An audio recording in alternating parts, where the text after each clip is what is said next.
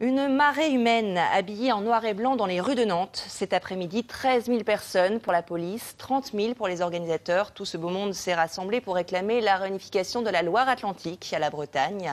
Le projet de loi de la réforme territoriale doit être examiné au mois de novembre au Sénat.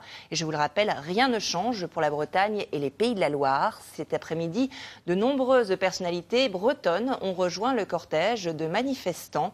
Evelyne Jousset, Dominique Lemay étaient sur place. Une des premières manifestations pour le rattachement de la Loire-Atlantique à la Bretagne date de 1973. Même logo, mêmes acteurs. 41 ans plus tard, même revendication. C'est la troisième manifestation à Nantes en 6 mois. Une quête identitaire qui se donne les moyens et qui entraîne désormais avec elle les élus. 900 communes bretonnes ont émis un vœu pour le rattachement et le rejet d'une fusion des régions selon un sondage réalisé en Bretagne.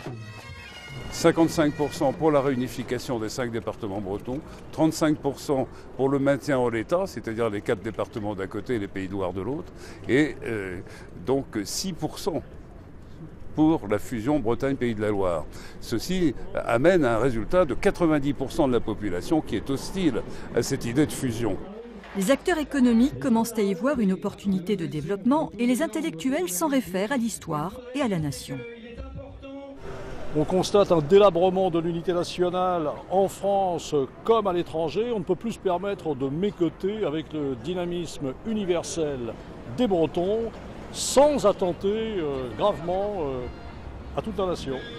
Nous sommes dans un monde où ce qui est important, ce sont les marques et la communication. Si nous perdons la marque Bretagne, eh bien, nous perdrons beaucoup en communication. Ce sera un gâchis par rapport à ce qui avait été créé notamment par la région Bretagne, c'est-à-dire que vous êtes de quelque part. Le monde est mondialisé, mais il faut être de quelque part. Plus de 50 cars sont venus de Bretagne à Nantes, mais aussi des Ligériens de partout en Pays de la Loire. L'identité motive, on l'a vu récemment en Écosse et en Catalogne. On est là pour manifester notre volonté de rejoindre la Bretagne, une bonne fois pour toutes.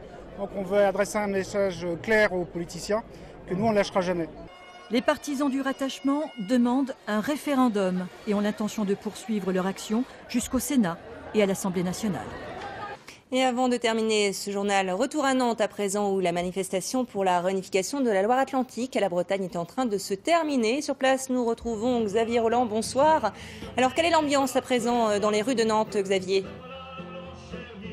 Vous l'entendez certainement derrière moi, le discours politique a cédé la place à la musique et à la culture et ça va durer comme ça jusqu'à au moins 23h ce soir. Beaucoup de manifestants sont déjà partis, sont remontés dans les cars, des cars qui ont repris la route de la Bretagne. Alors on estime entre 13 000 selon la police, 30 000 selon les organisateurs. La mobilisation aujourd'hui dans les rues de Nantes, c'est une manifestation, on peut le préciser en tout cas, qui s'est déroulée dans une bonne ambiance. Il n'y a eu aucun incident à déplorer. Xavier, c'est sans doute trop tôt encore pour tirer un bilan, mais en tout cas, quel impact cette manifestation peut avoir dans le débat parlementaire ? Écoutez, vous savez que dans le projet de réforme territoriale, il est prévu le droit d'option. Ça veut dire qu'un département peut demander à changer de région. Mais ce texte est très contraignant. D'abord, il faut la candidature du département. Il faut l'accord de la région d'accueil. Là, on peut imaginer que c'est logique pour les Bretons. Et puis, il faut aussi l'accord de la région quittée. Et là, c'est beaucoup plus compliqué. Il faut une majorité qualifiée des 2/3. Imaginez, c'est comme si l'Écosse, pour avoir son indépendance, avait dû obtenir les 2/3 du vote des Anglais. Alors, il faut faire vite, il faut faire pression sur le gouvernement parce que le texte de loi, le vote sur la délimitation des régions va passer au Parlement très bientôt. C'est à l'automne prochain. Il faut donc faire vite et c'est ce texte que veulent faire assouplir les manifestants aujourd'hui. Merci beaucoup Xavier Roland pour toutes ces informations. On peut préciser d'ailleurs que donc la réforme territoriale sera présentée au Sénat en novembre et qu'elle repassera devant l'Assemblée nationale en décembre prochain. Je vous rappelle ces quelques chiffres, 13 000 manifestants selon la police et 30 000 pour les organisateurs.